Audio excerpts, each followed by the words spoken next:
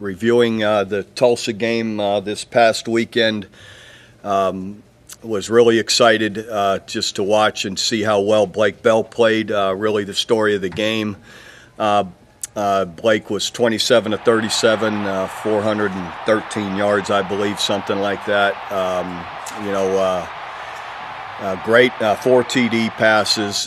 We were great on 12 of 16 on third downs. That was a big part of the game. I thought the players really around Blake performed better, in particular the receivers. I felt in the first couple of games haven't played to the level they're capable of, and I really felt they stepped it up and played in a much better way in this game, with catches, with blocks, blocking out on the perimeter, executing the screens. All of those kind of things were a lot better, a lot cleaner. It was a big emphasis for us last week and just getting our passing game going, and it sure was a lot better. I thought our protection again was great through the day. I thought our offensive line blocked well. We rushed for almost 200 yards, 194 or 5 yards was really good.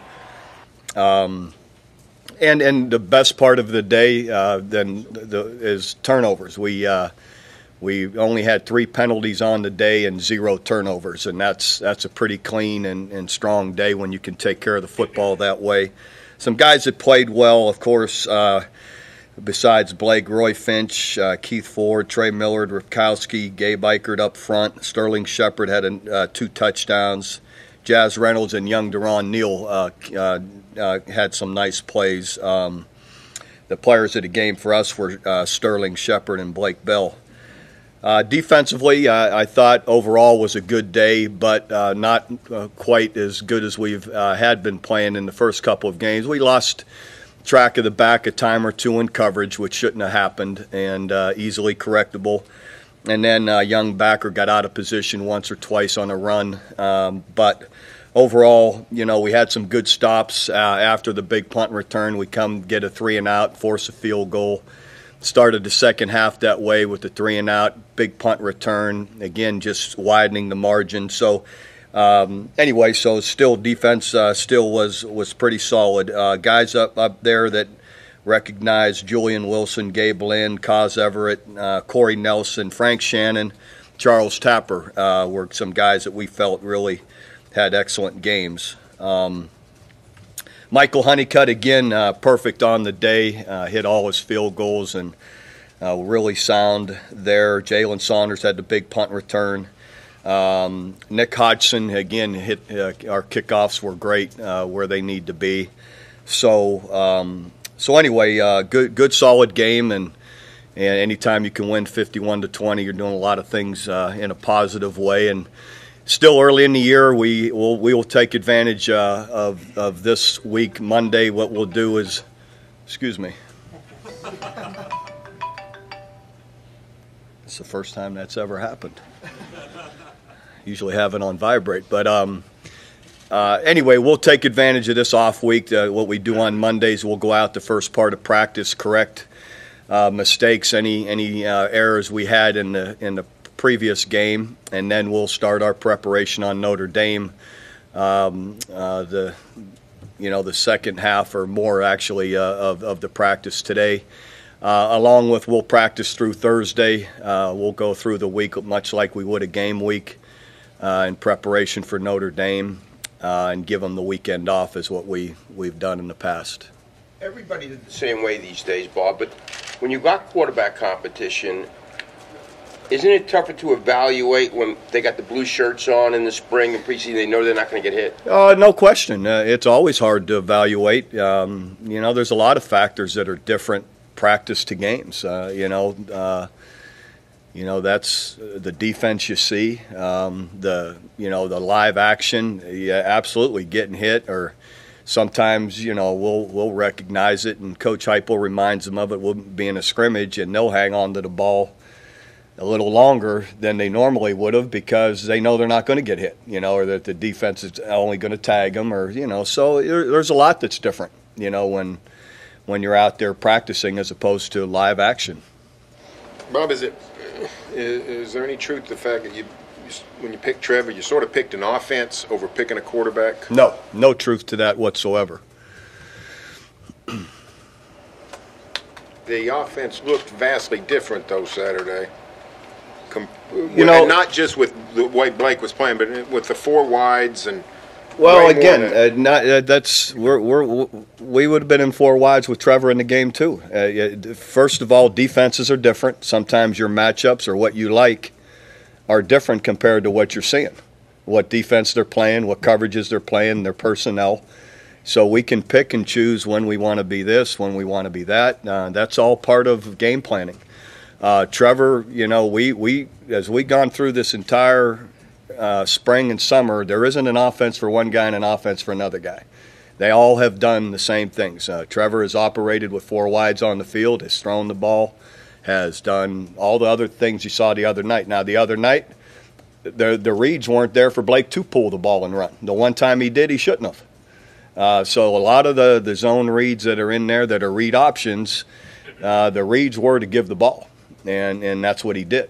And so, there's so anyway, we don't have two different offenses. I was trying to count how many options you ran. I counted 11. Was that close, you think? I didn't count them. So Coach Heupel might have counted them, but again, that's something you guys can try and muster up. We don't have two offenses, and we don't have one tailored for one guy or one the other. They're, it's nothing we have tried to do. Was Tulsa really the first team you guys played that kind of sold out more to stop the run than, say, the first two? No, I wouldn't say that. They lined up differently than the other two. The other two were mostly in odd fronts, in 50 fronts, and blitzed a lot more.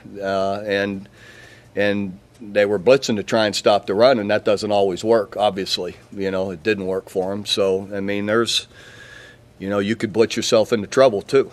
So, Tulsa played a different style. Bob, was his demeanor different in this game than maybe when he had the bulldozer packages he was running? He said he was not nervous, not calm, and it certainly looked like he was. Well, I think the fact that Blake has been in for 2 years, critical, tough, high-pressure situations on third and fourth downs and goal line and red zone stuff, that he knew how to handle that. I recall back, they said the first time we put him in at Kansas State, to run one of those plays in the red zone. The first time, he said he couldn't even get it out of his mouth in the huddle. He couldn't even talk. So, the guys were chuckling about it afterwards. But so that was 2 years ago, and so he was ready for it and took advantage of it. Bob, in an odd way, do you think that the way this is developed, that Blake Bell has persevered through challenges and disappointments, that it's turned out good? There's no question it has, and it's a testament to his character, that he didn't get down, he didn't get negative, he kept working, and he got his opportunity, and he was ready for it, and he took all kind of advantage of it. And what people don't see, and I found out, he's after the press conference, after the game, he's back at his locker. Who's over there giving him a huge bear hug? Trevor Knight. These guys, they pull for each other. There isn't anyone there trying to, undercut the other guy or wish the other guy ill will. We're all a part of a team, and it takes more than one guy on a team to be able to, when you go through a year, somebody has to step up and, and continue to, to play for the team. And anyway, so Blake's a great example of, yes, persevering and get your opportunity, take advantage of it. Where was we couldn't find Trevor during the game. Was he on the sidelines? Or? I'm not sure. I was assuming he was. How does Blake's arm strength compare to some of the other quarterbacks you've had here? It's very much the same as all the good ones we've had. But I don't recall having one that didn't have, good arm strength. Was there anything you saw from Blake Saturday that maybe you didn't see in the preseason during that quarterback battle in practice? Well, again, you can't simulate live action. So everything we saw, through leading up, and I've always said Blake could throw the football. Everyone finally got to see it, but at the end of the day, he's always thrown it well at practice, and so do the other guys. So at the end of the day, he took advantage, and he was really excellent when he was on the field. You always kind of end up asking yourself, what can we do different to try and simulate game pressure? I mean, all you can do is keep trying to scrimmage more, but then you're taking more opportunity for everybody else to get hurt. So it's not easy to do. And you could say, well, we're going to hit the quarterback, and that generally doesn't work out real good if you're hitting him a bunch in spring or in summer leading up, and all of a sudden he falls down and breaks his wrist, and you don't get, it's not like the NFL. You get to go get more guys. It's all you have. So I don't know. I don't question that. Like I said, we've got a pretty decent track record on our quarterback situation through the years. How much is it just that things are unknown? Yeah, this is a situation that you can't avoid sometimes. That's right. You can't avoid it. So you have to get under fire to find out, and he reacted really well to it. Have you been around a quarterback at any point in your career that's as big as he is? Not really. I mean, sort of a rare thing for a quarterback to be that big. Yeah, he's big. So Sam's similar height-wise, but of course Sam's 225, 230. He's got about 20 pounds on him. Bob, obviously Blake's not as mobile as Trevor, but he showed a different kind of mobility in the pocket, able to. Maybe a defender gets his hand on him, he doesn't go down, he just steps aside. Is that a new wrinkle that, not compared to Trevor, but compared to what you've had in the past, where biding some time? Definitely. Blake isn't quite as quick as Kendall or Trevor. Those guys are very quick and elusive. Blake, though, is stronger. Someone grabs him, or he can run through arm tackles, and if someone's bumping into him in the pocket, he can stand up to it and still be able to get his balance, deliver the ball, and so those things are to his advantage. See over linemen, see over pressure. Those things help him definitely. Does having a 6'6" guy there now, does that help you guys throw more from the pocket than in the first two games?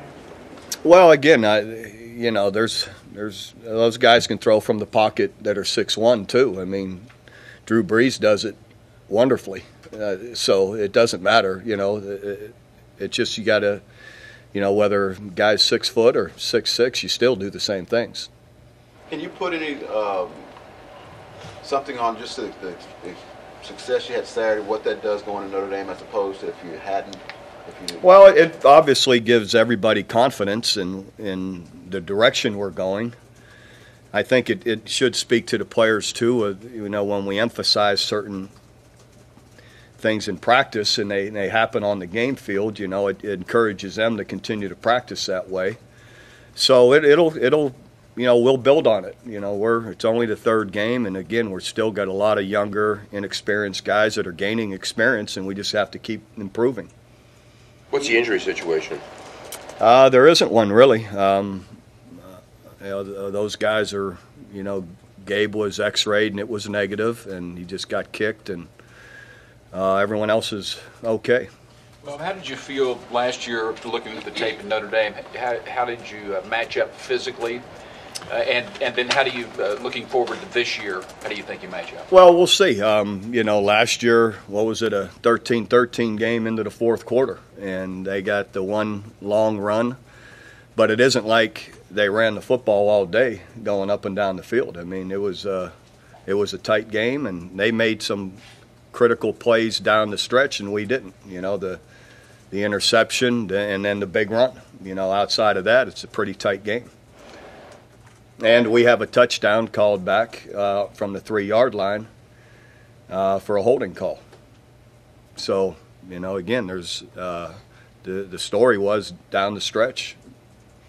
Was the whatever it was, the last 4 minutes of the game, something like that. Bob, going back to the injury situation, was Coleman healthy enough to play last week? No, we chose not to. He was close. That's why he suited out, but no. And the symptom that encouraged you not to play him was? Jaw. What was it about Stan Bond that had you put him in for? He's played the best in practice and been the most consistent in how he's playing and what he's doing. How did he play Saturday? He played really well. Made some couple of pass breakups, some tackles, and he did a really good job. Really was in position all day.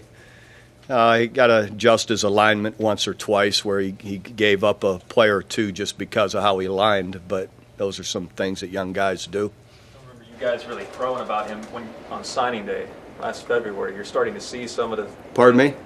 You guys really were bragging him up when you signed him back in February, I remember. He's a great player. Yeah, he's a great athlete. Are you starting to see some of that? Definitely. Stan Vaughn's an excellent. He's a great athlete, a really conscientious, hard-working guy that's going to have a great career. He's really a bright guy, works hard at it, and he's a talented guy. Bob, do you expect Trevor back this week? Do you have? Don't know yet. I'll find that out here today, tomorrow. It's possible he'll be back this week.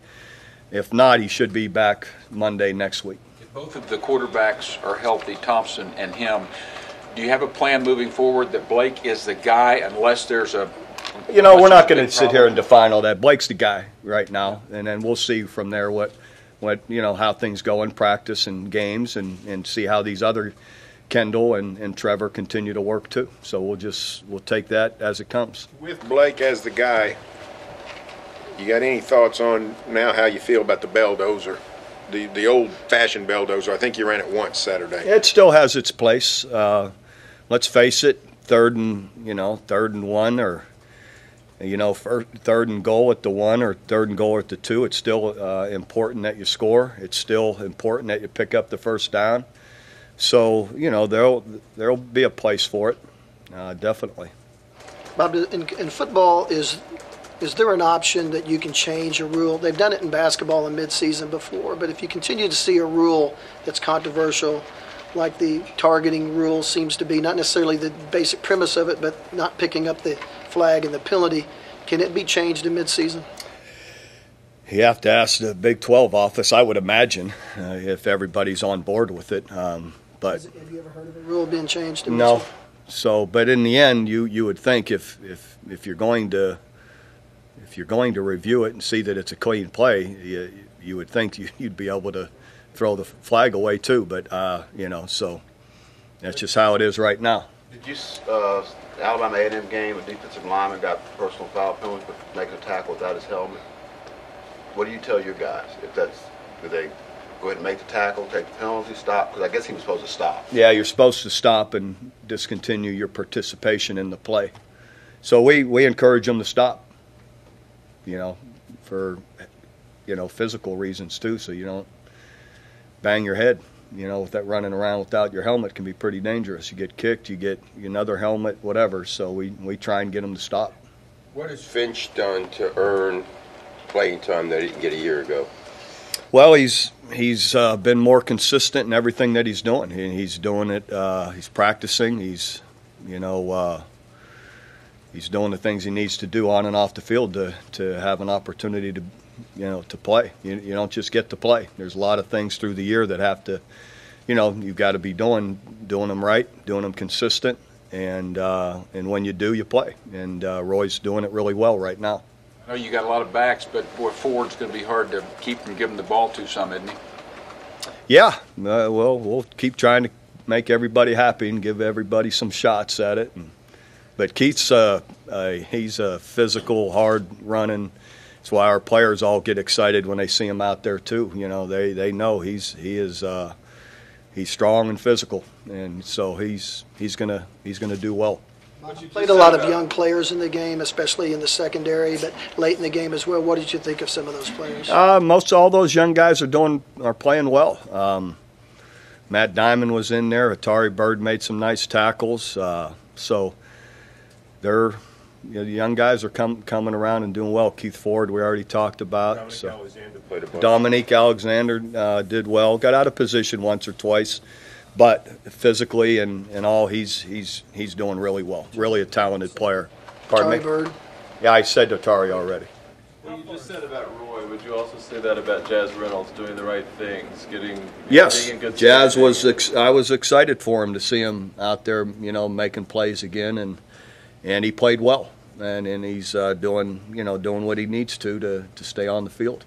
Beyond just those two players who might have had some issues in the past, is that an overall strength of this team that you just don't have to worry about, I don't know, knuckleheadedness creeping up and stopping your progress. For the most part, and so far, these guys have been a really fun group that way, that we haven't had a lot of off-field distractions, and they've been really a strong character group coming to work every day, and the way they're acting, for sure.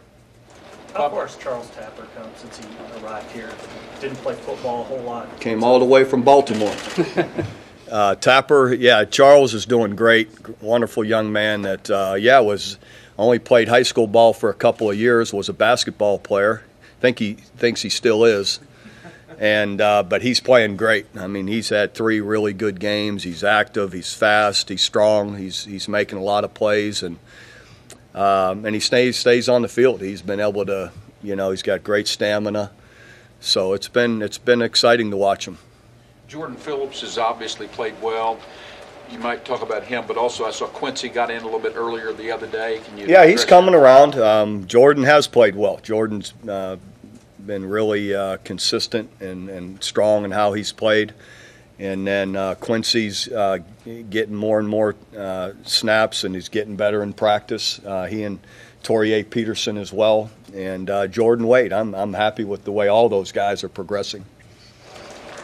I think a lot of people saw the video of Keith in the Oklahoma drill with Jordan make that big play, and a lot of people were impressed. Was that sort of the first time you saw him? I guess at what point did you realize how tough I saw him run physically? I'm sorry, I didn't mean to. I saw Keith just run into the back of a guard and flatten him. If you're in his way, he's going to knock you down, and whether it's a D lineman or his guy. I've seen him. He's knocked. Before that video, he knocked a couple of our O linemen down that were in his way in earlier team periods, and everyone takes notice. They know you better get out of his way if he's coming, the lineman. Is that rare for a freshman back to come in like that? Well, we had another one that could do that. Yeah, right. Yeah, still doing it. That's what I was going to ask, Bob. Is he maybe the most explosive or physical that you've had since AD? Maybe when you're just talking about physical, I don't, and I'm not, not comparing him to Adrian, but he's a powerful guy, definitely. You probably saw some of that when he was in high school. He was a really aggressive guy. Oh yeah, like you said, covering kickoffs. So he's blocking for people. He's a strong, guy in the way he plays. I remember back in July we saw the Big 12 Offensive Player of the Year come out. It was a running back. Looks like the quarterbacks are starting to kind of come on again in the conference. I mean, you have a Big 12 Player of the Week this year in Blake that came off the bench. Yeah, hopefully, it's different when you have so many guys turn over at quarterback in 1 year. So it's just a matter of time before they all start, catching their rhythm and get comfortable out there. And I'm sure there's a lot of good, talented guys coming up, so anyway, it was exciting to see Blake settle in and play like he did. I know you battled the SEC perception or tried to battle it on your own. I saw this weekend after the Alabama game, Robert Smith at ESPN said A&M still has a Big 12 defense. Do you take offense when people? Well, I don't know. No, I don't care what his opinion is, and it doesn't really matter. In the end, Alabama's defense looked pretty similar when they were playing Johnny, I guess. Would they give up 42 and 600 points? So, 600 yards. So, I don't know. I guess their defense was a lot better. So, since they won, So, in the end, when you face really good quarterbacks, it's tough to hold them down, and that was evident in that game. And I don't care if it's SEC, Big 12, or wherever else. And it's a lot easier to hold people down when the quarterback play isn't very good. Bob, speaking of the Big 12, some of the teams have struggled and considered to be among the better teams in the league. You and a couple other squads like Baylor and OSU have played well. Is the league opening it up for you to be less competitive? Look, we've played 3 games, but fortunately one of them's already a Big 12 game, and that's behind us. So we'll see if we're just going to keep building on it to keep trying to get better. First road game in a couple weeks. What are you most excited to learn about your team? Well, we'll see. Again, I'm excited to go to work today. That's next week, but you know, it'll be a strong test of just being able to go on the road, keep your poise, keep your discipline about you, and compete hard and make plays when you get opportunities to make them, whether you're home or away. You know, it shouldn't matter. You ought to be able to perform the same way. Do you have a sense of how good this team can be, or is sort of the fun of it that the ceiling moves? You know, it gets higher as the games go on. Yeah, I mean, it needs to. Any team that we've had here, that whether it's Big 12 champs or even the national championship years, when we're after those, you get better as you go through the season. You know, definitely. You've got to keep. We're nowhere near close to where we ought to be by the end of the year. So you just have to keep working for more. At some level, even better than maybe you thought you could be? I mean, does that happen? Does all expectations sort of go out the window because you just keep surpassing it? Well, you know, at this point, it's been here so long, I don't think you always want more. But I remember back in 2000 where we were only here our second year and we were building and started off the year just so and kept getting better, and then we had the huge Texas win, and I remember commenting on the microphone. I said, "Wow, guys, we're pretty good." You know, started to realize how good we could be. You know, and that was one of those years. By the fifth, sixth game, whatever that was, we had made a lot of improvement from the first couple of games. So we got a long way to go yet here. Bob, some people may look at Notre Dame; they're ranked lower. Texas struggling, and TCU's had the quarterback go down, and look at these next three and not make as much of it. It seems like it's a pretty tough gauntlet, though. How do you look at it? How could going to Notre Dame be easy? So at the end of the day, that's ridiculous. They're incredibly, tough, physical, good football team, great quarterback play. So they're tough and good and so it'll be a huge challenge, and that's the other two. Well, yeah. I mean, I don't who's after them. I haven't gotten that far. TCU is heck. I for the year again. I heard everyone talking about they were the chance to be the champions, and so they're all good. In our eyes, anybody can beat anybody. When you're the one that has to play, you know that you can be beat, they can be beat, and you've just got to be at your best. All right. Thanks.